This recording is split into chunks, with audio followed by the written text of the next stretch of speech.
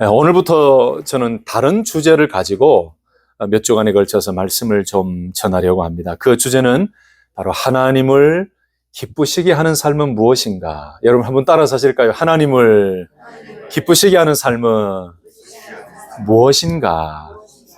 그럼 지난주까지는 어떤 주제를 가지고 말씀을 나눴는지 기억하시죠? 믿음으로 산다는 것은 무엇인가? 제가 몇 주 동안 말씀을 나눴고, 이제 오늘부터는 몇 주 동안 하나님을 기쁘시게 하는 삶은 무엇인가라는 이 큰 주제를 가지고 성경 말씀에 나와 있는 명확한 말씀 몇 군데를 살펴보면서 몇 주간 말씀을 나누려고 합니다. 여러분, 제가 예수님을 영접하고 주님을 온전히 내 아버지로 영접하고 난 그 이후에 저에게 생겨진 여러 가지 고민과 질문 중에 하나가, 아주 중요한 질문이 저에게 생겼는데, 그 질문은 뭐냐? 내가 어떻게 살아가는 것이 하나님을 기쁘시게 하는 삶일까? 어떤 삶이 하나님이 기뻐하시는 삶일까라는 그 주제였어요. 그전에는 그냥 제가 마음대로 원하는 대로 살고 내 마음속에 이렇게 감정적으로 드러나고 나타나는 대로 말해버리고 생각해버리고 행동해버리고 했지만, 예수님을 영접하고 만나고 나니까 나는 나 혼자가 아니지, 내 안에 성령님이 계시고 하나님이 내 인생의 주인이시지라는 그 깨달음을 가지고 난 이후에는 조심스러워지더라고요. 여러분 그렇지 않으셨습니까? 예수님을 영접하고 난 이후에 여러분들의 삶에 좀 조심스러움이 생기지 않았습니까? 저는 저에게 나타난 여러 현상 중에 하나가 바로 저의 삶이 더 조심스러워졌어요. 그래서 막 내 감정대로 내 기분대로 말하던 것, 행동하던 것들이 하나님 때문에, 예수님 때문에 조심스러워서 말을 아끼게 되고 단어 선택에 신경 쓰게 되고, 그리고 내가 이렇게 행동하면은 하나님이 기뻐하시고 주님이 기뻐하실까라는 고민을 하게 됐어요. 근데 여러분, 그 고민은 신앙생활을 하면 할수록 더 깊어졌습니다. 목사 안수를 받고 사역을 하면 할수록 그 고민은 더 깊어져요. 내가 이렇게 하는 것이 하나님이 기뻐하시는 것일까? 내가 이런 믿음 생활을 하는 것이 하나님이 정말 기뻐하시는 것이고 주님을 기쁘시게 해드리는 그런 믿음 생활일까라는 고민이 생겼어요. 그래서 요약하면은 제 삶에, 제 개인적으로 생각할 때에 화려한 기독교적인 용어를 사용하고 화려한 이 신앙생활의 모습을 누군가에게 보여주기 위한, 또는 보여주는 것이 중요한 게 아니라고 생각해요. 여러분, 드러나는 모습, 보여지는, 육신의 눈에 드러나는 좀 좋게 보이고 화려하게 보이는 그것이 중요한 것이 아니고, 우리 모든 그리스도인들에게 가장 중요한 것은 어떤 삶인가? 하나님이 기뻐하시는 삶을 내가 살고 있는가? 내 믿음 생활이 정말 주님을 기쁘시게 해드리는 신앙생활인가? 라는 이 고민을 가지고 결국은 하나님을 기쁘시게 하고 주님을 기쁘시게 하는 삶을 살면, 여러분, 그것만큼 하나님께 영광이 되는 것이 없다라고 저는 확신합니다. 아멘이십니까? 여러분을 축복합니다. 사랑하는 성도 여러분, 지금까지 어떻게 살아오셨는지는 모르겠지만 또 그렇게 잘 살아오셨을 것입니다. 그러나 남은 인생을 저와 함께 하나님이 기뻐하시는 삶, 주님을 기쁘시게 하는 삶이란 무엇인가를 고민하며 늘 하나님의 영광이 되고 주님의 기쁨이 되는 우리 모든 성도님들이 되시기를 예수님의 이름으로 축복합니다. 여러분, 그런 생각 해보셨습니까? 저는 지난 주간에도 이 말씀을 준비하면서 이 생각을 참 많이 했어요. 하면 할수록 더 하나님에 대해서 깊이 알고 싶고 하나님에 대해서 더 모르는 것이 많다. 그래서 더 겸손해지더라고요. 여러분, 하나님에 대해서 내가 너무나 잘 알고 사역에 대해서도 너무나 잘 알고 모태신앙으로 자랐기 때문에 교회의 생리와 교회의 이 모든 패턴들을 너무나 잘 알고 살아왔어요. 그런데 사역하면 할수록 더 나는 무능력하고 나는 아무것도 할 수 없다라는 생각이 들어요. 여러분, 아무리 자기 생각으로 신앙생활을 잘한다고 말해도요, 아무리 열심히 교회를 다니고 열심히 봉사하고 열심히 헌신하고 내 자신을 봐도 내 정말 열심히 기도하고 나는 기도 많이 한다, 나는 성경을 많이 읽는다고 말을 해도 이 모든 것들이 결국 하나님이 기뻐하시는 것들이 아니고 자기 의의를 드러내는 것이라면은 여러분, 하나님 편에서는 그거 칭찬하지 않으실 것입니다. 그런데 가끔 우리가 이 생각을 하지 않을 때는 그저 나의 열심과 내가 교회 사역에 많이 분주하게 봉사하는 것, 그리고 내가 많은 신앙생활, 수십 년 동안 신앙생활하면서 이 사역도 저 사역도 내가 많이 봉사하고 헌신했다, 내가 많은 헌금을 하고 내가 많은 직분을 가지고 섬겼다라는 이 생각만 가지고 분주하게 살아도요, 하나님이 기뻐하시는 헌신과 믿음 생활과 봉사가 아니라면 저는 아무 소용이 없다고 생각해요. 그래서 전도를 하거나 또는 여러 성도님들을 만나서 교제를 할 때에 가끔 제 마음속에 아쉬움이 들 때가 있어요. 아, 저게 하나님이 기뻐하시는 건 아닌 것 같은데 라는 생각이 들 때가 있어요. 그 대화를 하는 시간 보면은 다 자기 의를 드러내요. 내가 이 사역도 하고, 내가 이 사역도 하고, 내가 어디를 갔다 오고, 내가 헌금을 이만큼 하고, 내가 이 직분을 받았고, 내가 어떻고. 여러분, 그래서 신앙생활 할 때 내가라고 소리가 많이 나오면요, 그거 조금 생각해 보셔야 됩니다. 주님이 하셔야 돼요. 우리 지난주까지 말씀 보셨죠? 내가 저기 도시에 가서 1년 동안 내가 일을 해서 많은 이득을 보리라고 했던 하나님 없는 그런 허탄한 자랑을 하지 말고 어떤 고백을 도리어 해야 된다고요? 주의 뜻이면 이랬어요. 그래서 주님이 뜻하시면 이것도 할 수 있고 저것도 할 수 있다라고 했지요. 어떤 사람이 정말 열심히 일을 하고 좀 더 표현하면 정말 정신없이 바쁘게 분주하게 일을 하고 헌신하는 것 같아도 하나님이 기뻐하시는 것들이 아니라면 그 열심과 헌신과 분주함은 자기 의로만 끝나고 말 것입니다. 신앙생활할 때 조심해야 되는 부분이 이거예요. 여러분, 그래서 우리가 믿음으로 살기 위해서 항상 여러분 자신에게 던져야 될 질문은 그것입니다. 이것이 하나님이 기뻐하시는 일일까? 이것이 주님이 기뻐하시는 일일까? 이 선택과 이것이 하나님을 기쁘시게 해드리는 일일까? 여러분, 가정에서 자녀들이 부모님에게 가장 효도하는 일이 뭘까요? 부모님을 기쁘시게 해드리는 일이 가장 기본이 되는 효도하는 방법이에요. 아무리 이 아들, 딸들이 열심히 뭘 한다고 분주하게 하루 24시간도 모자라는 것 같고 정말 열심히 사는 것 같은데 맨날 집에 들어오면은 부모님께 걱정거리만 드린다면 이게 잘하는 게 아니죠. 맨날 사고만 치고 맨날 돈만 갖다 쓰고 맨날 경찰서 가고 맨날 잡히고 맨날 부모님에게 염려를 드린다면 그 자녀들은 부모님을 기쁘시게 해드리는 일이 아니죠. 여러분, 마찬가지라고 생각해요. 우리를 하나님께서 자녀로 삼아주시고 우리는 하나님을 아버지로 부릅니다. 하나님을 아버지로 공경하고 우리가 하나님을 아버지로 믿고 따라요. 근데 이 하나님 아버지께 기쁨이 되기 위해서 이 믿음의 자녀된 우리들에게도 늘 스스로에게 던질 질문은 뭐냐? 하나님 아버지께 기쁨이 되는 것인가? 우리 주님을 기쁘시게 해드리는 일인가? 여러분, 이 고민을 하지 않으면 항상 문제가 생깁니다. 여러분, 예수님도 이 땅에 탄생하시고 사역을 감당하실 때에 예수님의 목적은 하나였습니다. 하나님의 기쁨을 위해서 그 예수님의 모든 사역은 진행이 되었어요. 요한복음 8장 29절을 보시면 나를 보내신 이가 나와 함께 하시도다. 나는 항상 그가 기뻐하시는 일을 행함으로 나를 혼자 두지 아니하셨느니라. 이 말씀 무슨 말씀이에요? 예수님께서 십자가에 지시는 이 일까지, 여러분, 십자가 지시는 그 일이 우리가 말로 표현할 수 없을 정도로 너무나 고통스럽고 처절한 고통이었어요. 그러나 그 일들까지도 예수님께서는 순종하시면서 그 하나님이 기뻐하시는 그 뜻을 이루어 드리기 위해 항상 예수님은 함께 하시는 하나님을 붙들고 하나님의 기쁘신 그 뜻을 이루기 위해 나아가셨다. 그렇게 하실 때에 하나님 아버지는 나와 항상 함께 계셨다라고 말씀하세요. 여러분, 그렇다면 하나님의 자녀가 된 저와 여러분들에게도 늘 살아가면서 하나님을 기쁘시게 하는 삶이 무엇인가를 고민하면서 살아가야 되는 것은, 여러분, 이것은 분명히 해야 되는 일이라고 저는 믿습니다. 사도 바울도 그렇게 고백했더라고요. 사도 바울이 고린도 후서 5장 9절 말씀에 그런즉 우리는 몸으로 있든지 떠나든지 주를 기쁘시게 하는 자가 되기를 힘쓰노라. 여러분, 바울의 삶도 그렇더라고요. 다메섹 도상에서 예수님을 만나고 부활의 주님을 만나고 이방인의 사도로 그 놀라운 사명을 받고 난 이후에 바울의 인생은 완전히 달라졌지요. 이 바울의 인생은 자기를 위한 인생이었고 유대주의자들과 이 율법을 위한 인생이었지만은 예수님을 만나고 난 이후에는 항상 그 생각은 주를 기쁘시게 하는 자가 되기를 힘쓰노라 그랬어요. 바울이 무슨 일을 하더라도 늘 주님을 기쁘시게 하는 일이 무엇인가?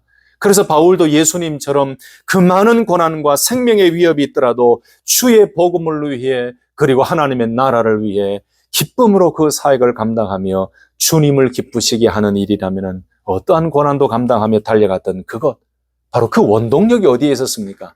하나님을 기쁘시게 하는 그 삶의 목적이 있었기 때문이죠. 구약 성경에 나오는 많은 인물들도 그랬습니다. 다니엘도 그랬습니다. 그 어떤 신에게도 절하지 말고 기도하지 말라라는 어명이 떨어졌지만 이 다니엘은 그 어명을 따르지 않았어요. 자기 자신은 하나님만을 섬깁니다 라고 고백하고 하나님께 기도했습니다. 창문을 열고 문을 열고 기도했습니다. 이 믿음이 어디서 나왔을까요? 이 담대함이 어디서 나왔을까요? 바로 자기 자신은 하나님 없이는 살아갈 수 없고 하나님의 살아계심을 온전히 믿는 믿음으로 살았기 때문에 하나님께 해야 될 기도와 하나님을 바라봐야 될 그 믿음으로 살아갔다는 것이죠. 여러분, 그러므로 믿음을 가지고 신앙생활을 하고 있는 모든 성도들에게 있어서 가장 중요한 것은 저는 항상 하나님을 기쁘시게, 주님을 기쁘시게 하는 신앙생활이 되어야 된다. 여러분, 이 질문이 일상생활의 질문이 되시고 늘 하나님의 기쁨이 되는 삶이 무엇인가를 고민하면서 주님께 영광 올려드리고 하나님께 기쁨이 되는 존재로 살아갈 수 있기를 예수님의 이름으로 축복합니다. 여러분, 이 질문을요, 교회가 날마다 던지면 저는 교회가 문제가 없을 것 같아요. 교회에 문제가 생기고 성도와 성도 사이에 갈등이 생기고 여러 가지 힘든 일이 생겼을 때에 항상 던져야 될 질문은 그것입니다. 하나님이 기뻐하시는 것이 무엇일까? 정말 주님이 기뻐하시는 것이 무엇일까? 여러분, 가정에서든 어디서든 신앙생활하면서 어떤 문제가 생겼을 때 이 질문을 던지셔야 돼요. 이 질문을 던져야 내려놓을 것은 내려놓고 그리고 주님의 뜻에 순종할 것을 순종하게 돼요. 하나님의 기뻐하시는 것이 무엇이고 주님의 기뻐하시는 것이 무엇인가라는 이 질문을 던지지 못하고 다 자기 중심적으로 다 욕심을 내고 그리고 그 욕심을 가지고 싸우고 다투고 분쟁을 하다 보니까 어느 한편도 지려고 하지 않아요. 저는 지금까지 선택해오는 모든 과정 속에서 던졌던 질문이 바로 이것이었습니다. 법적으로도 싸워도 이길 수 있고 힘으로 싸워도 이길 수 있고 교회법이나 노회법으로도 싸워서 치리하고 또는 출교시킬 수도 있고 징계할 수도 있고 권징할 수도 있지만 그러나 주님이 원하시는 것이 무엇인가를 고민해 볼 때 아니구나. 그냥 내가 내려놓고 내가 겸손하게 다시 한번 죽어지면 되는구나. 저는 지금까지 그렇게 살아왔어요. 이 질문을 던지며 하나님의 인도하심과 음성을 들을 때는 절대로 후회함이 없고 절대로 내 마음속에 힘들고 어려운 것이 없고요. 오히려 이 질문을 던지며 가정의 일이든 개인의 일이든 교회의 일이든 하나씩 그 말씀에 순종하며 달려갈 때는 하나님께서 반드시 믿음과 은혜와 평강과 승리의 길로 인도해 주셨다는 것 저는 여러분들이 확실히 간증하고 말씀드릴 수 있습니다. 할렐루야. 여러분 어떤 선택이 있고 여러분의 가정이나 여러분 자녀들에게 어떤 문제가 있을 때 이 질문을 하라고 하십시오. 하나님이 기뻐하시는 삶이 무엇이고 주님을 기쁘시게 하는 선택과 주님을 기쁘시게 하는 일이 무엇인가를 질문하게 말씀하십시오. 이 질문에 기도하며 답을 찾을 때에 우리의 길을 하나님께서 반드시 인도해 주실 줄로 믿습니다. 오늘 이 자리에 계신 우리 성도님들 가운데 건강 문제로 또 자녀들의 문제로 또 학업과 진로의 문제로 또 우리 자녀들의 문제로 또 여러 가지 기도 제목을 가지고 달려가고 계시잖아요. 여러분 그런데 두려워하지 마십시오. 조금 이따가도 말씀드리겠지만 하나님이 기뻐하시는 뜻이 무엇입니까? 이것이 하나님을 기쁘시게 하는 것입니까? 주님을 기쁘시게 하는 것입니까? 라고 질문 던지며 기도하실 때 그 하나님께서 인도하시는 길로 가십시오. 그러면 하나님께서 절대로 우리의 발걸음을 넘어지지 않게 하시고 우리의 길이 하나님이 원하시는 거룩한 길로 가게 하실 줄로 믿고 믿음으로 걸어가실 수 있기를 다시 한 번 더 예수님의 이름으로 축복합니다. 자, 그렇다면 오늘 이 큰 주제를 가지고 오늘 말씀과 함께 몇 가지를 살펴보고자 하는데 그 첫째는 이 주제입니다. 여러분, 믿음의 성도들은 자녀로 부르신 하나님 그리고 우리의 구주가 되시는 주님을 어떻게 하면 기쁘시게 해드리는 삶을 살아갈 수 있을까를 항상 고민하며 살아가야 됩니다. 다시 한 번 더. 어떻게 하면 하나님을 기쁘시게 하고 어떻게 하는 것이 주님을 기쁘시게 하는 삶인가를 늘 고민하면서 살아야 됩니다. 바울은 에베소서 5장 10절에 이렇게 말씀했습니다. 주를 기쁘시게 할 것이 무엇인가 시험하여 보라.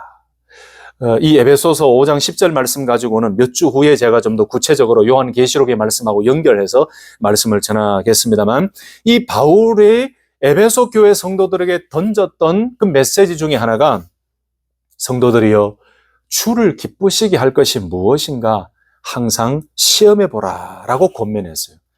여러분, 여기 시험해 보라라는 말씀의 그 원어는 도키마조라는 말씀인데, 시험하다, 검토하다, 탐색하다 이런 의미예요. 그러니까 살아가면서 이 행동의 과정을 통해서 무엇이 주님을 기쁘시게 하는 것인가를 찾아내라는 거죠. 탐색하라는 것이요. 검토하고 고민하라는 말씀이죠. 여러분, 로마서 12장 1절 2절 말씀을 제가 몇 주 동안 계속 말씀드리고 있는데, 그 로마서 12장 1절 2절 말씀에 나오는 하나님의 선하시고 기뻐하시고 온전하신 뜻이 무엇인지 분별하도록 하라라고 되어 있죠. 여기에 사용된 단어도 이 단어예요. 그러니까 하나님의 선하시고 기뻐하시고 온전한 뜻이 무엇인지 날마다 시험해보고 검토해보고 탐색하고 찾아라. 그 모든 삶의 행동의 과정을 통해서 발견해내라 이 말씀이에요. 여러분, 우리 그리스도인들의 삶 가운데 이 질문은 정말 중요한 것 같아요. 늘 어떤 행동을 하든지 예배를 드리든지 기도를 하든지 봉사를 하든지 선교를 하든지 성도들 만나든지 내 개인적인 삶을 하루하루 살아가든지 순간순간마다 해야 될 질문은 뭐냐? 주님을 기쁘시게 할 것이 무엇일까? 하나님을 기쁘시게 해드리는 삶은 무엇일까를 자꾸 고민하는 거예요. 우리 성도님들의 삶에 이 질문이 늘 떠오르고 그 질문을 통해서 주님의 뜻을 발견하고 주님의 뜻을 분별하여서 그 주님을 기쁘시게 하는 그 길로 달려감으로 주님의 기쁨으로 주님 춤추시게 만드는 거룩하고 복된 성도님들 되시기를 다시 한 번 더 예수님의 이름으로 축복합니다. 참 중요하지요. 여러분, 지난 한 주간 혹시 선택해야 될 일들이 있으셨습니까? 어떤 선택이 있으셨습니까? 예배 중이기 때문에 그 뭐 다 말씀을 듣기는 그렇지만 아마 선택해야 될 일이 참 많았을 것입니다. 그때 혹시 이 질문을 하셨습니까? 아, 이 선택이 내가 이것을 선택하면 하나님이 기뻐하시는 것일까라는 질문을 혹시 하셨습니까? 그러면 잘 하셨습니다. 앞으로도 그렇게 물으시면서 선택하셨으면 좋겠어요. 두 번째는 오늘 본문 말씀에 좀 근거를 해서 말씀을 나누려고 하는데요. 우리가 읽었던 히브리서 11장 1절에서 6절 말씀 가운데 6절 말씀 좀 중심으로 오늘 우리는 하나님의 기뻐하시는 그 삶 무엇인가를 좀 살펴보려고요. 여러분, 히브리서 11장은 잘 아시죠? 믿음장이라고 하죠. 그런데 이 11장을 유심히 보시면 반복되는 단어가 나옵니다. 믿음으로라는 단어가 나오죠. 믿음으로 모든 세계가 하나님의 말씀으로 지어진 줄을 우리가 아나니, 믿음으로 아벨은, 믿음으로 에녹은, 믿음으로 노아는, 믿음으로 아브라함은, 믿음으로 사라는, 그래서 믿음으로 살았던 믿음의 선조들의 모습을 보여주면서 오늘 6절 말씀이 아주 중요한 메시지를 하고 있어요. 에녹에 대한 이야기를 하다가 6절로 넘어오면서 믿음이 없이는 하나님을 기쁘시게 하지 못하나니라고 말씀했어요. 여러분, 에녹과 연결되는 말씀이기도 하지만 저는 이 전체 11장을 가지고 넓게 해석하고 싶습니다. 여러분, 성경에 분명히 나왔습니다. 하나님을 기쁘시게 하는 방법 중에 가장 명확하게 드러난 메시지 중에 하나가 6절 말씀이에요. 무엇 없이는 하나님을 기쁘시게 하지 못한다고요? 믿음 없이는. 여러분, 우리는 항상 답을 성경에서 찾아야 됩니다. 많은 성도들이 신앙생활을 하면서 하나님을 기쁘시게 한다라는 이 주제를 가지고 살면서 다 자기 생각으로 이야기해요. 이렇게 하면 주님 기뻐하시겠지. 저렇게 하면 주님 기뻐하시겠지. 내가 이것을 하면 하나님 기뻐하시겠지. 내가 이 일을 하면 하나님이 기뻐하시겠지. 이렇게 자기 중심적인 생각으로 늘 하나님이 기뻐하실 거야, 주님이 기뻐하실 거야 라고 많은 질문을 해요. 그리고 대답을 해요. 그렇게 살아가요. 그런 것도 있을 수가 있습니다. 그런데 여러분, 제가 간절히 원하는 것은 뭐냐? 항상 모든 정답의 근본은 성경에서 찾아야 돼요. 제가 오늘부터 시작되는 이 시리즈 말씀도 성경이 나오는 그대로의 말씀, 명확하게 하나님을 기쁘시게 하는 삶이 무엇이냐라고 나와 있는 명확한 그 말씀으로 제가 설교할 건데요. 오늘 그 첫 번째가 바로 이거예요. 성경에서 답을 찾으라면 이거예요. 하나님을 기쁘시게 하는 삶은 믿음이 있어야 된다는 거예요. 아니, 믿음이 없이 어떻게 하나님을 기쁘시게 할 수 있냐 이 말이죠. 신앙생활 오래 해도 믿음으로 기도하지 않고 믿음으로 섬기지 아니하고 믿음으로 예배드리지 아니하고 믿음으로 하루하루 살지 않는다면은 하나님을 기쁘시게 하는 삶이 아니에요. 제가 주중에 많은 사람들을 만나고 또 일을 하면서 또 많은 믿음의 성도들도 만나고 상담도 하고 격려도 하고 하는데요. 참 제 마음속에 깜짝깜짝 놀랄 때가 있어요. 직분을 가지고 있는 분들인데도 이렇게 대화 나누다 보면은 하나님이 그 마음속에 있는가라고 할 정도로 믿음 없는 모습을 드러낼 때가 너무 많아요. 그럴 땐 참 마음이 무거워지기도 하고 걱정이 되기도 합니다. 여러분 명확하게 보십시오. 믿음이 없이는 하나님을 기쁘시게 하지 못한다. 우리가 많은 외부적인 활동이나 외부적으로 드러나는 그 막 화려한 것이 아니고 하나님을 가장 기쁘시게 하는 근본적인 답은 믿음이 있어야 된다는 말씀이죠. 그러면 이 믿음으로 사는 삶, 이 믿음이 있어야 된다는 이 말씀은 어떤 의미가 있는지 더 구체적으로 그 뒤에 나오죠. 다시 한번 히브리서 11장 6절 우리 같이 봉독하십시다. 시작. 믿음이 없이는 하나님을 기쁘시게 하지 못하나니 하나님께 나아가는 자는 반드시 그가 계신 것과 또한 그가 자기를 찾는 자들에게 상 주시는 이심을 믿어야 할지니라. 아멘. 이 말씀 모르는 분 어디 있습니까?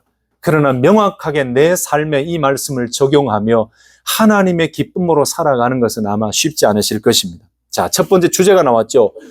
믿음이 없이는 하나님을 기쁘시게 할 수 없다.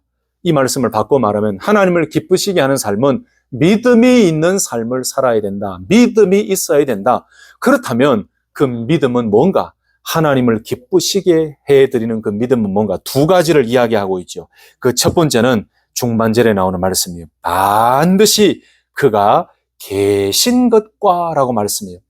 여러분 하나님을 기쁘시게 하는 믿음은 반드시 그가 계신 것을 믿는 거예요.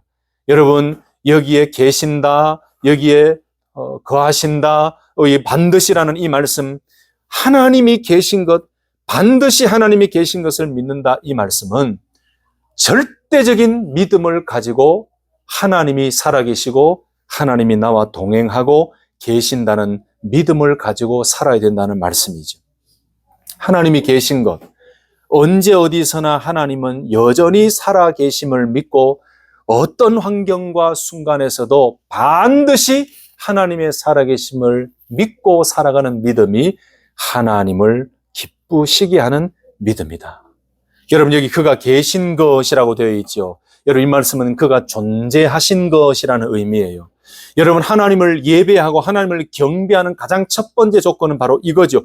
하나님이 계신 것을 믿는 믿음에서부터 예배가 시작되어지고 하나님이 존재하고 계시고 나와 함께 하시고 살아계신다는 것을 믿는 믿음에서부터 우리의 기도가 시작되어져요. 하나님이 계신 것을 믿지 않으면 예배 드릴 수도 없고 기도할 수도 없어요. 온전한 기도도 없습니다. 온전한 예배도 없습니다.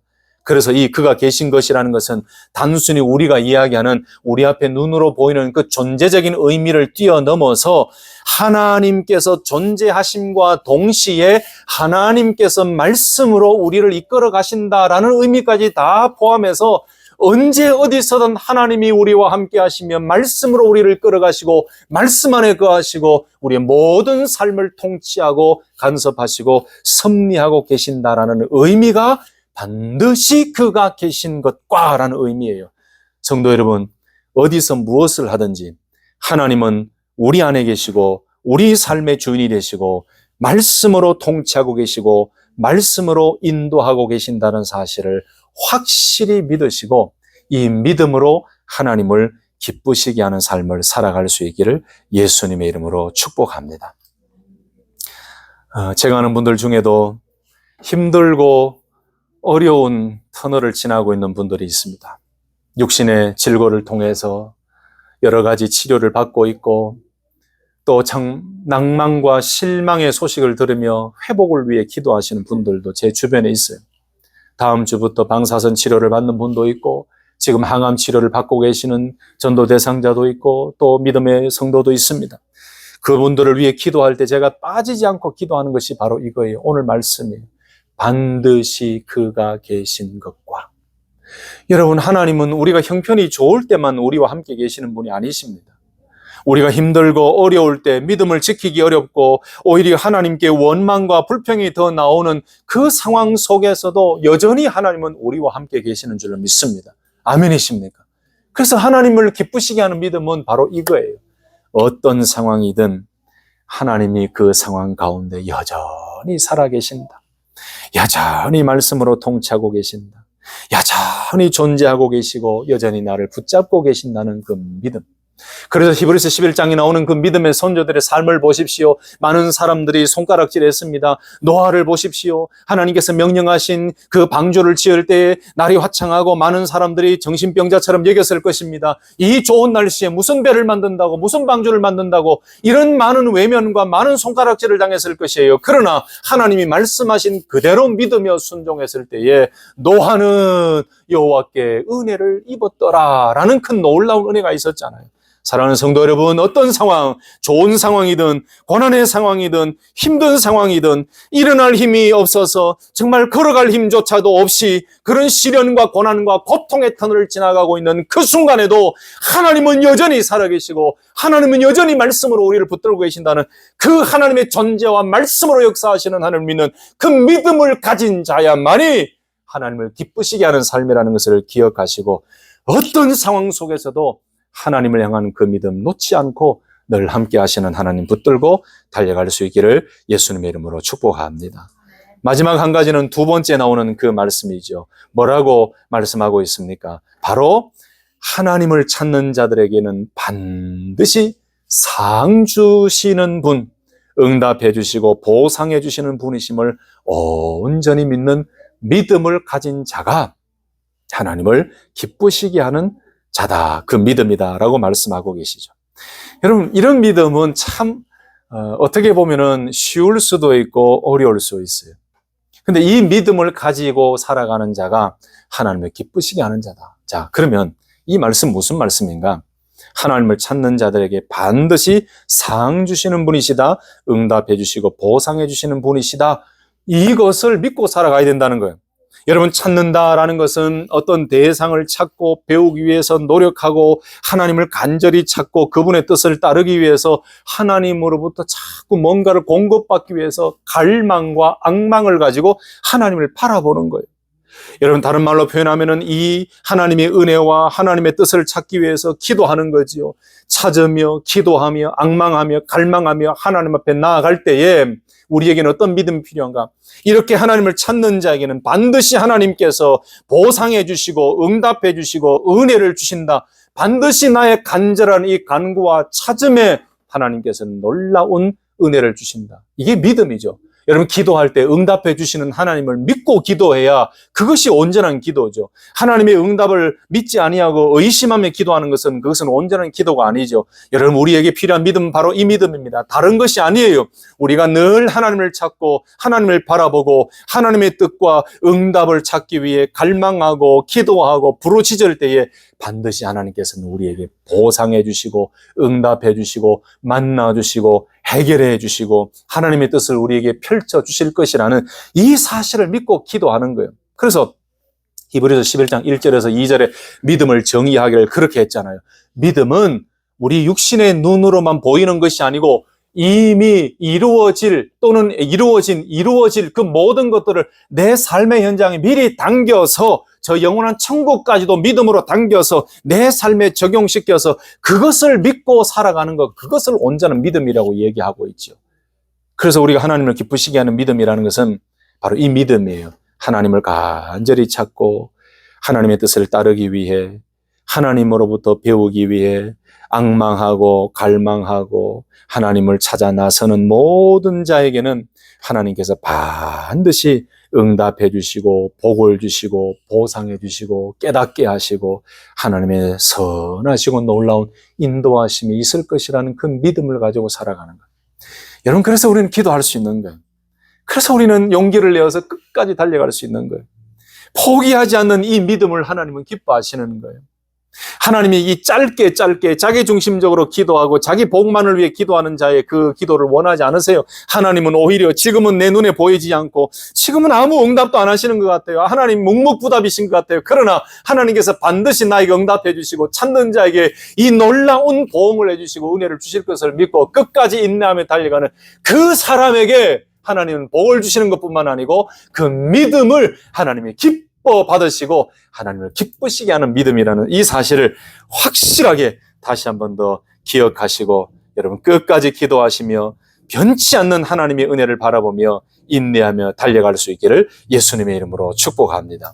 말씀을 정리하겠습니다. 여러분, 하나님을 기쁘시게 하는 삶은 다른 곳에 있지 않습니다. 오늘 히브리서 11장 6절에서 그 답을 찾을 수 있어요.